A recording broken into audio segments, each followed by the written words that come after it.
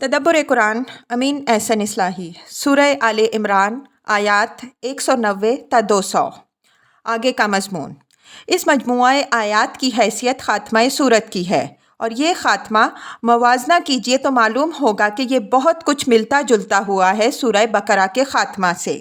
خاص طور پر اس میں جو دعا ہے وہ تو بالکل عکس ہے اس دعا کا جس پر سورہ بقرہ ختم ہوئی ہے۔ اس خاتمہ میں پہلے تو اس عالمگیر حقیقت کی طرف توجہ دلائی ہے کہ جہاں تک خدا کی قدرت و حکمت کی نشانیوں کا تعلق ہے ان سے تو آسمان و زمین کا گوشہ گوشہ معمور ہے۔ اصل شے نبی صلی اللہ علیہ وسلم کی دعوت پر ایمان لانے کے لیے جو ضروری ہے وہ یہ نہیں ہے کہ وہ ایسی سوختنی قربانی پیش کرے جس کو کھانے کے لیے آسمان سے آگ اترے، بلکہ یہ ہے کہ اس کی باتوں کو سننے کے لیے لوگوں کے کان کھلیں۔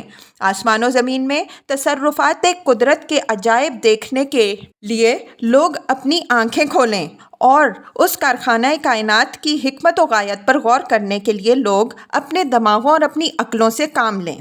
پھر فرمایا کہ جن کے دل بیدار ہیں، جو اٹھتے بیٹھتے سوتے جاگتے خدا کو یاد رکھتے ہیں اور آسمان و زمین کی خلقت پر غور کرتے رہتے ہیں، وہ اس نتیجے پر خود پہنچ جاتے ہیں کہ یہ دنیا کوئی اندھیر نگری نہیں ہے جس کو بنانے والے نے یوں ہی بے مقصد بنا ڈالا ہو اور یوں ہی اس کو ایک شتر بے مہار کی طرح چھوڑے رکھے، بلکہ اس کے پیچھے ضرور غایت و مقصد اور جزا و سزا ہے۔ چنانچہ وہ خدا سے دعا کرتے رہتے ہیں کہ وہ ان کو انجام کار کے عذاب سے محفوظ رکھے۔ آگے فرمایا کہ اس طرح کے بیدار عقل اور بیدار دل لوگ معجزوں اور کرشموں کی تلاش میں نہیں رہتے۔ ان کے کانوں میں جب دعوت حق پڑتی ہے تو اس کی صداقت کے جانچنے کے لیے کسوٹی خود ان کی عقل اور ان کے دل کے اندر ہوتی ہے۔ وہ اس پر پرکھ کر خود اس کی قدر و قیمت پہچان لیتے ہیں۔ ان کے لیے پیغمبر کی دعوت اور اس کا چہرہ ہی سب سے بڑا معجزہ ہوتا ہے۔ اس کے بعد ان لوگوں کی طرف اشارہ فرمایا جو ان اوصاف کے اس عہد میں حقیقی مصداق تھے، اور ان کی جان نثاریوں اور قربانیوں کا ذکر کیا جو اس دعوت حق کی راہ میں وہ پیش کر رہے تھے، اور ان کے لیے اللہ کے پاس جو اجر عظیم ہے اس کی بشارت دی۔ آگے چند آیتوں میں اس بات کی وضاحت فرما دی کہ آج جو حق کے مخالفین زور لگا رہے ہیں اس سے کوئی مغالطہ نہیں ہونا چاہیے۔ یہ مہلت جو ان کو ملی ہے اللہ ہی کی طرف سے ملی ہے اور اسی کے بھی مثالیں ہیں۔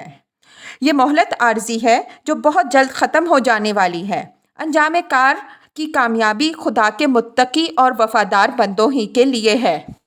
آخر میں اہل کتاب کے اس گروہ کی تحسین فرمائی جو معاندین کے برعکس حق پر قائم رہا اور اسی نے پیغمبر صلی اللہ علیہ وسلم پر ایمان لانے کی توفیق پائی۔ فرمایا کہ یہ لوگ اللہ کے ہاں اپنی اس استقامت اور حق پرستی کا انعام پائیں گے۔ سب سے آخر میں مسلمانوں کو نہایت مختصر اور جامع الفاظ میں ان باتوں کی ہدایت فرمائی جن کا اہتمام اس ذمہ داری کے ادا کرنے کے لیے ضروری ہے جو آخری امت کی حیثیت سے اللہ تعالیٰ نے ان پر ڈالی ہے۔ اب اس روشنی میں آگے کی آیات کی تلاوت فرمائیے۔ اعوذ باللہ من الشیطان الرجیم، بسم اللہ الرحمن الرحیم۔ ان فی خلق السماوات والارض واختلاف اللیل والنہار لآیات لأولی الالباب الذین یذکرون اللہ قیاما وقعودا وعلی جنوبہم ویتفکرون فی خلق السماوات والارض ربنا ما خلقت ھذا باطلا سبحانک فقنا عذاب النار ربنا انک من تدخل النار فقد اخزیتہ وما للظالمین من انصار ربنا اننا سمعنا منادیا ینادی للایمان ان آمنوا بربکم فآمنا ربنا فاغفر لنا ذنوبنا وکفر عنا سیئاتنا وتوفنا مع الابرار ربنا وآتنا ما وعدتنا على رسلک ولا تخزنا یوم القیامہ انک لا تخلف الميعاد فاستجاب لهم ربهم انی لا اضیع عمل عامل منکم من ذکر او انثی بعضکم من بعض فالذین ہاجروا واخرجوا من دیارہم واوذوا فی سبیلی وقاتلوا وقتلوا لأکفرن عنہم سیئاتہم ولأدخلنہم جنات تجری من تحتها الانہار ثوابا من عند اللہ واللہ عندہ حسن الثواب لا یغرنک تقلب الذین کفروا فی البلاد متاع قلیل ثم مأواہم جہنم وبئس المہاد لیکن الذین اتقوا ربہم لہم جنات تجری من تحتها الانہار خالدین فیہا نزلا من عند اللہ والما عند اللہ خیر للابرار وَإِنَّ مِنْ أَهْلِ الْكِتَابِ لَمَنْ يُؤْمِنُ بِاللَّهِ وَمَا أُنزِلَ إِلَيْكُمْ وَمَا أُنزِلَ إِلَيْهِمْ خَاشِعِينَ لِلَّهِ لَا يَشْتَرُونَ بِآيَاتِ اللَّهِ ثَمَنًا قَلِيلًا أُولَئِكَ لَهُمْ أَجْرُهُمْ عِنْدَ رَبِّهِمْ إِنَّ اللَّهَ سَرِيعُ الْحِسَابِ يَا أَيُّهَا الَّذِينَ آمَنُوا اصْبِرُوا وَصَابِرُوا وَرَابِطُوا وَاتَّقُوا اللَّهَ لَعَلَّكُمْ تُفْلِحُونَ۔ ترجمہ: بے شک آسمانوں اور زمین کی خلقت اور رات اور دن کی آمد و شد میں اہل عقل کے لیے بہت سی نشانیاں ہیں، ان کے لیے جو کھڑے بیٹھے اور اپنے پہلوؤں پر خدا کو یاد کرتے رہتے ہیں اور آسمانوں اور زمین کی خلقت پر غور کرتے رہتے ہیں۔ ان کی دعا یہ ہوتی ہے کہ اے ہمارے پروردگار، تو نے یہ کارخانہ بے مقصد نہیں پیدا کیا، تو اس بات سے پاک ہے کہ کوئی عبث کام کرے، سو تو ہمیں دوزخ کے عذاب سے بچا۔ اے ہمارے رب، جس کو تو نے دوزخ میں ڈالا بے شک اس کو تو نے رسوا کر دیا اور ظالموں کا کوئی بھی مددگار نہیں ہوگا۔ اے ہمارے رب، ہم نے ایک پکارنے والے کو سنا ایمان کی دعوت دیتے ہوئے کہ لوگوں اپنے رب پر ایمان لاؤ، تو ہم ایمان لائے۔ اے ہمارے رب، ہمارے گناہوں کو بخش دے، ہماری برائیوں کو ہم سے دور کر دے اور ہمیں موت اپنے وفادار بندوں کے ساتھ دے۔ اے ہمارے رب، اور ہمیں بخش وہ کچھ جس کا تو نے اپنے رسولوں کی زبانی ہم سے وعدہ فرمایا ہے، اور قیامت کے دن ہمیں رسوا نہ کیجیو، بے شک تو اپنے وعدے کے خلاف نہیں کرے گا۔ تو ان کے پروردگار نے ان کی دعا قبول فرمائی کہ میں تم میں سے کسی عمل کرنے والے کے عمل کو ضائع نہیں کروں گا، مرد ہو یا عورت، تم سب ایک دوسرے سے ہو۔ سو جنہوں نے ہجرت کی اور جو اپنے گھروں سے نکالے اور ہماری راہ میں ستائے گئے اور لڑے اور مارے گئے، ان سے ان کے گناہ دور کر دوں گا اور ان کو ایسے باغوں میں داخل کروں گا جن کے نیچے نہریں جاری ہوں گی۔ یہ اللہ کے پاس سے ان کا بدلہ ہوگا اور بہترین بدلہ تو اللہ ہی کے پاس ہے۔ اور ملک کے اندر کافروں کی یہ سرگرمیاں تمہیں کسی مغالطے میں نہ ڈالیں، یہ چند دن کی چاندنی ہے، پھر ان کا ٹھکانہ جہنم ہے اور وہ کیا ہی بری جگہ ہے۔ البتہ وہ لوگ جو اپنے رب سے ڈرتے رہے، ان کے لیے ایسے باغ ہوں گے جن کے نیچے نہریں بہتی ہوں گی، وہ اس میں ہمیشہ رہیں گے۔ یہ اللہ کی طرف سے ان کے لیے پہلی میزبانی ہوگی، اور جو کچھ اللہ کے پاس اس کے وفادار بندوں کے لیے ہے وہ کہیں بہتر ہے۔ اور بے شک اہل کتاب میں سے ایسے بھی ہیں جو اللہ پر ایمان رکھتے ہیں، اس چیز پر بھی ایمان رکھتے ہیں جو تم پر اتارا گیا، اور اس پر بھی جو ان پر اتارا گیا، اللہ سے ڈرتے ہوئے۔ وہ اللہ کی آیتوں کا حقیر قیمت پر سودا نہیں کرتے، ان کے لیے ان کے رب کے پاس ان کا اجر ہے، بے شک اللہ جلد حساب چکانے والا ہے۔ اے ایمان والوں، صبر کرو، ثابت قدم رہو، مقابلے کے لیے تیار رہو اور اللہ سے ڈرتے رہو تاکہ تم کامیاب رہو۔ الفاظ کی تحقیق اور آیات کی وضاحت۔ ان فی خلق السماوات والارض واختلاف اللیل والنہار لآیات لأولی الالباب الذین یذکرون اللہ قیاما وقعودا وعلی جنوبہم ویتفکرون فی خلق السماوات والارض ربنا ما خلقت ھذا باطلا سبحانک فقنا عذاب النار ربنا انک من تدخل النار فقد اخزیتہ وما للظالمین من انصار۔ محبت دنیا کے ان اندھوں کا ذکر کرنے کے بعد جو نبی صلی اللہ علیہ وسلم کی تکذیب کے لیے اس قسم کی کٹ حجتیاں پیدا کر رہے تھے جن کی تفصیل اوپر بیان ہوئی ہے، اب یہ ان ارباب بصیرت کا بیان ہو رہا ہے جو اللہ کو ہر جگہ اور ہر حال میں یاد رکھتے ہیں اور زمین و آسمان کی خلقت پر برابر غور کرتے رہتے ہیں۔ فرمایا کہ یہ ذکر و فکر خود بخود ان کو اس نتیجے تک پہنچا دیتا ہے کہ یہ عظیم کارخانہ بے غایت و بے مقصد نہیں پیدا ہوا، اور جب بے غایت و بے مقصد نہیں ہو سکتا تو لازم ہے کہ یہ محض اتنے ہی پر تمام نہ ہو جائے جتنا ظاہر ہو رہا ہے، بلکہ ضروری ہے کہ ایک دن ایسا آئے جس میں گناہ گار اور نیکوکار دونوں اپنے اپنے اعمال کا بدلہ پائیں اور اس دنیا کی خلقت میں جو عظیم حکمت پوشیدہ ہے وہ ظاہر ہو۔ آسمان و زمین کی خلقت اور رات اور دن کی آمد و شد میں جو نشانیاں ہیں ان کی طرف یہاں صرف اجمالی اشارہ ہے، ان کی تفصیل پورے قرآن میں پھیلی ہوئی ہے۔ قرآن نے بڑی وضاحت کے ساتھ گوں نہ گوں پہلوؤں سے آفاق کی ان نشانیوں کو نمایاں کیا ہے، جو شہادت دیتی ہیں کہ اس کائنات کے پیچھے صرف ایک عظیم طاقت ہی نہیں ہے بلکہ اس کے ساتھ عظیم حکمت بھی ہے، صرف بے پناہ قدرت ہی نہیں ہے بلکہ بے پایہ رافت و رحمت بھی ہے، صرف بے اندازہ کثرت ہی نہیں بلکہ اس کثرت کے اندر نہایت حیرت انگیز توافق و توازن بھی ہے۔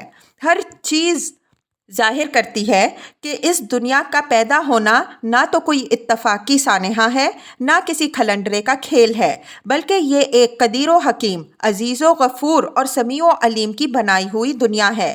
اس وجہ سے یہ بات اس کی فطرت کے خلاف ہے کہ یہ خیر و شر اور نیک و بد کے درمیان امتیاز کے بغیر یوں ہی چلتی رہے یا یوں ہی تمام ہو جائے۔ اگر ایسا ہو تو اس کے معنی یہ ہوں گے کہ یا تو اس کا کوئی خالق و مالک ہی نہیں ہے، یہ آپ سے آپ کہیں سے آدم کی ہے اور اسی طرح چلتی رہے گی، یا یہ کہ نعوذ باللہ اس کا خالق کوئی کھلنڈریا مزاج کا ہے جو کسی کو گداگر اور کسی کو تونگر، کسی کو ظالم اور کسی کو مظلوم بنا کر اس کا تماشا دیکھ رہا ہے۔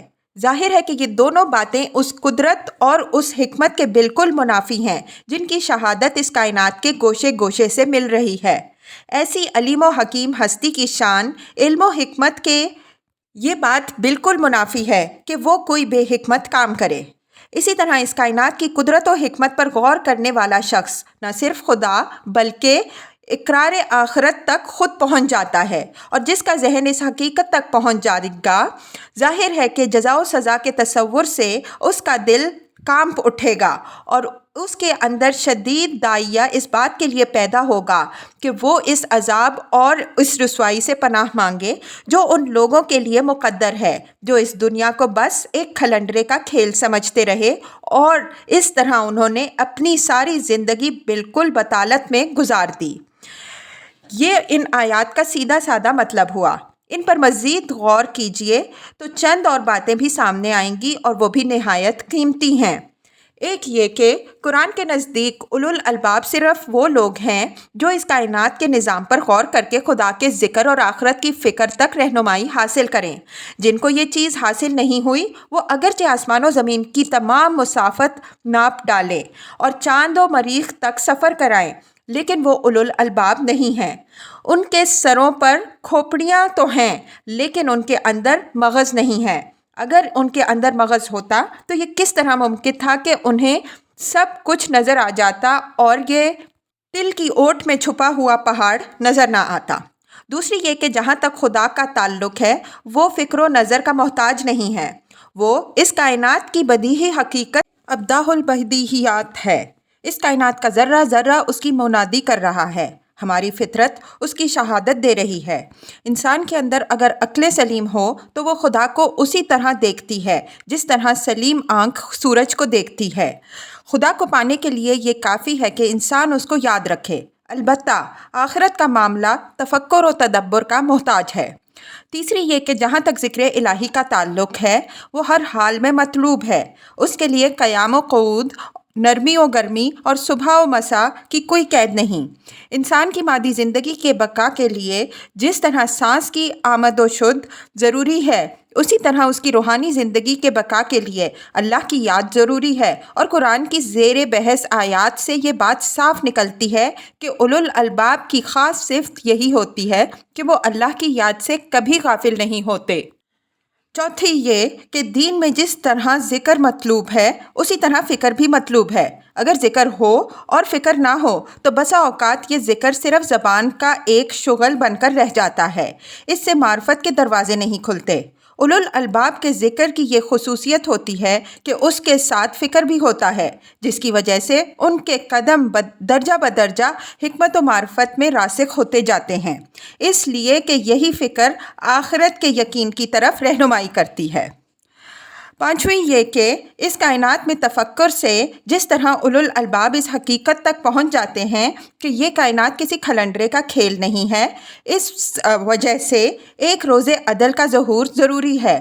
اسی طرح یہ حقیقت بھی ان پر واضح ہو جاتی ہے کہ اس دن حقیقی رسوائی سے وہ لوگ دوچار ہوں گے جو جھوٹی شفاعتوں پر تکیہ کیے بیٹھے ہیں، اس لیے کہ اس دن ایسے بدقسمتوں کا کوئی بھی مددگار نہ ہوگا۔ نوٹ: اگر قیامت میں باطل شفاعتوں کے لیے گنجائش مان لی جائے تو یہ دنیا پر اسی طرح بازیچہ اطفال بن کے رہ جاتی ہے جس طرح آخرت نہ ماننے کی صورت میں، اور یہ بات بالبداہت غلو ہے۔ ربنا اننا سمعنا منادیا ینادی للایمان ان آمنوا بربکم فآمنا ربنا فاغفر لنا ذنوبنا وکفر عنا سیئاتنا وتوفنا مع الابرار ربنا وآتنا ما وعدتنا على رسلك ولا تخزنا يوم القيامة إنك لا تخلف الميعاد فاستجاب لهم ربهم أني لا أضيع عمل عامل منكم من ذكر أو أنثى بعضكم من بعض فالذين هاجروا وأخرجوا من ديارهم وأوذوا في سبيلي وقاتلوا وقتلوا لأكفرن عنهم سيئاتهم ولأدخلنهم جنات تجري من تحتها الأنهار ثوابا من عند الله والله عنده حسن الثواب۔ اب یہ مذکور بالا اولو الالباب کا رویہ بیان ہو رہا ہے کہ وہ اللہ کے رسول اور اس کی دعوت کے ساتھ کیا معاملہ کرتے ہیں۔ فرمایا کہ نہ وہ کٹ حجتیاں کرتے ہیں، نہ خوارق اور معجزات مانگتے ہیں۔ پیغمبر کی دعوت خود ان کے اپنے دل کی آواز ہوتی ہے۔ وہ جس خدا اور آخرت پر ایمان کی دعوت دے رہا ہوتا ہے اس کی شہادت وہ خود اپنے باطن سے سنتے ہیں۔ اس وجہ سے ان کے لیے پیغمبر کی آواز اور اس کا چہرہ ہی معجزے کا کام کرتا ہے۔ جب اس کی دعوت سنتے ہیں تو اس کی مخالفت کر کے اس کو دبانے کے بجائے اس پر لبیک کہتے ہیں اور اپنے پروردگار سے دعا کرتے ہیں کہ ان کے گناہوں کو وہ معاف فرمائے، ان کی لغزشوں سے درگزر فرمائے اور ان کا خاتمہ اپنے وفا شعار بندوں کے ساتھ کرے۔ توفنا مع الابرار، خدا کے وفادار بندوں کے زمرے میں شامل کیے جانے کی تمنا کا اظہار ہے، یعنی جب ہمارا خاتمہ ہو تو ہمیں ان کی معیت نصیب ہو جو آخری دم تک تیرے عہد و پیمان میں مضبوط رہے۔ لفظ بار پر ہم دوسرے مقام میں گفتگو کر چکے ہیں کہ اس لفظ کی اصل روح وفاداری، پابندی عہد و میثاق اور ادائے حقوق و فرائض ہے۔ اس پہلو سے غور کیجئے تو یہاں اس میں ان اہل کتاب پر ایک لطیف تعریض بھی ہے جن سے آخری رسول کی تائید و حمایت کا عہد لیا گیا تھا، لیکن انہوں نے اس عہد کے برخلاف سارا زور اس کی مخالفت میں صرف کیا۔ یہ واضح رہے کہ یہاں کلام میں پیش نظر اہل کتاب ہی ہیں۔ فاستجاب لهم ربهم نہایت بلیغ اسلوب میں دعا کی قبولیت کا اظہار ہے، گویا ادھر ان کی زبان سے دعا کے الفاظ نکلے، ادھر بارگاہ خداوندی سے ان کی قبولیت کی سند مل گئی۔ جو دعائیں صحیح جذبے کے ساتھ صحیح محل اور ٹھیک وقت پر نکلتی ہیں ان کے ساتھ اللہ تعالیٰ کا معاملہ یہی ہے۔ اس حقیقت کی طرف ہم دوسرے مقام میں بھی اشارہ کر چکے ہیں۔ یہاں یہ نقطہ ملحوظ رہے کہ اولو الالباب کی طرف سے حق کی تائید دعوے کی شکل میں نہیں بلکہ دعا کی شکل میں سامنے آئی ہے۔ یہ اس بات کا ثبوت ہے کہ وہ اپنے اس آمنا کی ذمہ داریوں اور اس کی مشکلات سے اچھی طرح واقف ہیں۔ اس وجہ سے بجائے اس کے کہ وہ اس کا اظہار فخر کے ساتھ کرتے، انہوں نے نہایت عاجزی اور فروتنی کے ساتھ اپنے آپ کو اپنے رب کے آگے ڈال دیا کہ جس طرح اس نے یہ آمنا کہنے کی توفیق دی ہے اسی طرح وہ تمام اگلی اور پچھلی کوتاہیوں سے درگزر فرمائے اور اس راہ کی ذمہ داریوں اور مشکلات سے عہدہ برا ہونے کی توفیق دے۔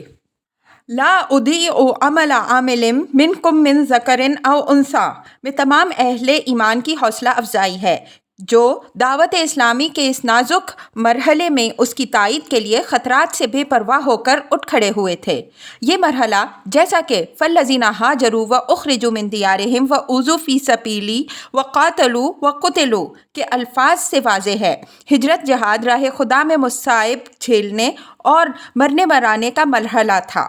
اس مشکل وقت میں جو لوگ اس میدان عشق میں سر دھڑ کی بازیاں لگا کر اترے تھے ان میں آزاد بھی تھے اور غلام بھی، مرد بھی تھے، عورتیں بھی، اور سب ایک سے ایک بڑھ کر قربانیاں پیش کر رہے تھے اور ایمان و اسلام کے جرم میں معاندین اسلام کے ہاتھوں لرزہ خیز مظالم کا ہدف بنے ہوئے تھے۔ خاص طور پر کمزوروں یعنی عورتوں اور غلاموں پر جو ستم توڑے جا رہے ہیں ان کو سن کر تو آج بھی رونگٹے کھڑے ہو جاتے ہیں، لیکن یہ اسلام کا معجزہ ہے کہ کفار کی یہ تمام ستم رانیاں کسی ایک شخص کو بھی اسلام سے پھیرنے میں کامیاب نہ ہو سکیں، بلکہ یہ کہنا بھی ذرا مبالغہ نہیں ہے کہ جو جتنا ہی کمزور تھا اس نے اسی قدر زیادہ استقلال اور پامردی کا ثبوت دیا۔ یہ صورتحال مقتضی ہوئی کہ اللہ تعالیٰ اپنے وعدے میں ان کمزوروں کی ولداری اور حوصلہ افزائی کا خاص طور پر اہتمام فرمائے۔ چنانچہ ارشاد ہوا کہ انی لا اضیع عمل عامل منکم، تم میں سے جو شخص بھی آج میرے دین کی کوئی خدمت کر رہا ہے میں اس کو ضائع نہیں کروں گا بلکہ اس کا بھرپور صلہ دوں گا۔ اس کے بعد اس کے ساتھ من ذکر او انثی کے الفاظ بھی بڑھا دیے، یعنی عام اس سے کہ مرد ہو یا عورت، جو بھی آج میرے لیے کوئی دکھ جھیل رہا ہے میرا یہ وعدہ ان سب کو شامل ہے۔ اس ٹکڑے نے کلام کو بالکل مطابق حال کر دیا، اور کون اندازہ کر سکتا ہے کہ ان دو لفظوں نے ان مظلوم خواتین کی کتنی ڈھارس بندھائی ہوگی جو محض اسلام کی خاطر طرح طرح کے مظالم کا نشانہ بنی ہوئی تھیں۔ بعدکم من بعد اثنائے کلام میں بالکل ضمنی طور پر اس بات کی دلیل بیان ہو گئی ہے کہ کیونکہ اللہ تعالیٰ کی میزان میں مرد اور عورت دونوں کا عمل بالکل یکساں وزن رکھتا ہے، فرمایا کہ اس لیے کہ عورت اور مرد دونوں ایک ہی جنس سے ہیں، دونوں ایک ہی آدم علیہ السلام اور حوا علیہ السلام کی اولاد ہیں، دونوں ایک ہی قسم کے گوشت پوست سے بنے ہوئے ہیں۔ ان دو لفظوں سے قرآن نے ان تمام جاہلی نظریات اور غلط مذہبی تصورات کی تردید کر دی ہے جو عورت کو مرد کے مقابل میں ایک فروتر مخلوق قرار دیتے ہیں۔ اس مسئلے پر ہم آگے والی سورہ میں بحث کرنے والے ہیں، اس وجہ سے یہاں اس مختصر اشارے پر کفایت کرتے ہیں۔ ثوابا من عند اللہ، ثابا یثوبو ثوباً کے اصل معنی رجوع کرنے اور لوٹنے کے ہیں، اسی سے ثواب ہے جس کے معنی اس ثمرے اور نتیجے کے ہیں جو کسی عمل کرنے والے کے عمل کے رد عمل کے طور پر اس کو حاصل ہو۔ اگرچہ لفظ میں گنجائش خیر اور شر دونوں کی ہے، لیکن اس کا غالب استعمال اچھے عمل کے اچھے رد عمل کے لیے ہے۔ بندوں کے حقیر اعمال پر اللہ تعالیٰ جو ابدی اور لا زوال انعامات عطا فرمائے گا ان کو ثواب کے لفظ سے تعبیر کر کے رب کریم نے بندوں کے اعمال کی قدر و قیمت بڑھائی ہے، ورنہ ذرے اور پہاڑ میں کیا نسبت۔ من عند اللہ واللہ عندہ حسن الثواب کے الفاظ سے اسی بود کو رفع فرمایا گیا ہے، یعنی ہے تو تمہارے ہی عمل کا بدلہ لیکن اللہ کے پاس سے جس کے پاس حسن ثواب کے خزانے ہیں، وہ داتا جس کو جتنا چاہے دے دے، اس کے پاس کیا کمی ہے۔ لا یغرنک تقلب الذین کفروا فی البلاد متاع قلیل ثم مأواہم جہنم وبئس المہاد لیکن الذین اتقوا ربہم لہم جنات تجری من تحتها الانہار خالدین فیہا نزلا من عند اللہ وما عند اللہ خیر للابرار۔ لا یغرنک میں خطاب عام مسلمانوں سے ہے، اس طرح واحد کے صیغے سے خطاب ہم دوسرے مقام میں واضح کر چکے ہیں۔ اس امر کو ظاہر کرتا ہے کہ مخاطب گروہ کا ایک ایک شخص فرداً فرداً مخاطب ہے۔ تقلب کے معنی آمد و شد، چلت پھرت اور ایاب و ذہاب کے ہیں۔ موقع و محل کے لحاظ سے اس کے اندر غرور، اکڑ اور دندنانے کے معنی بھی پیدا ہو جاتے ہیں۔ اس آیت میں موقع کلام دلیل ہے کہ اس سے مراد اس وقت کے کفار کا ملک کے حالات و معاملات میں وہ آزادانہ اور خود مختارانہ تصرف ہے جو مسلمانوں کے مقابل میں ان کو حاصل تھا۔ اس وقت تک مسلمان ابھی کمزور اور مظلوم تھے اور کفار اپنی سطوت کے گھمنڈ میں ہر جگہ دندناتے پھر رہے تھے اور کمزور مسلمانوں پر ظلم ڈھاتے تھے۔ نزل اس ضیافت و میزبانی کو کہتے ہیں جو کسی مہمان کی آمد پر سب سے پہلے پیش کی جاتی ہے۔ متاعن قلیل مبتدائے محذوف کی خبر ہے، اور یہ ہم دوسرے مقام میں واضح کر چکے ہیں کہ جب اس طرح مبتدا کو حذف کر دیں تو مقصود اس سے ساری توجہ صرف خبر پر مرکوز کرانا ہوتی ہے۔ اوپر کی آیت میں کمزور اور مظلوم مسلمانوں کی جو حوصلہ افزائی فرمائی گئی ہے، اسی مضمون کی یہ مزید تائید ہے۔ مسلمانوں کو بالخصوص کمزور اور مظلوم مسلمانوں کو خطاب کر کے یہ اطمینان دلایا جا رہا ہے کہ اس وقت کفار کو ملک میں جو غلبہ اور زور حاصل ہے اس سے کوئی مغالطہ نہیں ہونا چاہیے۔ یہ چمک دمک محض چند روزہ ہے، اس کے بعد ان کا ٹھکانہ جہنم ہے، اور وہ نہایت برا ٹھکانہ ہے۔ حقیقی اور ابدی کامیابی انہی لوگوں کے لیے ہے جو تقوی اختیار کریں اور تقوی پر قائم رہیں۔ ان کے لیے پہلی پیشکش جو ہوگی وہ جنت کی ہوگی، اور ایسے وفادار بندوں کے لیے ان کے رب کے پاس مزید جو کچھ ہے وہ ایک سے ایک بڑھ کر ہے۔ وَإِنَّ مِنْ أَهْلِ الْكِتَابِ لَمَنْ يُؤْمِنُ بِاللَّهِ وَمَا أُنزِلَ إِلَيْكُمْ وَمَا أُنزِلَ إِلَيْهِمْ خَاشِعِينَ لِلَّهِ لَا يَشْتَرُونَ بِآيَاتِ اللَّهِ ثَمَنًا قَلِيلًا أُولَئِكَ لَهُمْ أَجْرُهُمْ عِنْدَ رَبِّهِمْ إِنَّ اللَّهَ سَرِيعُ الْحِسَابِ۔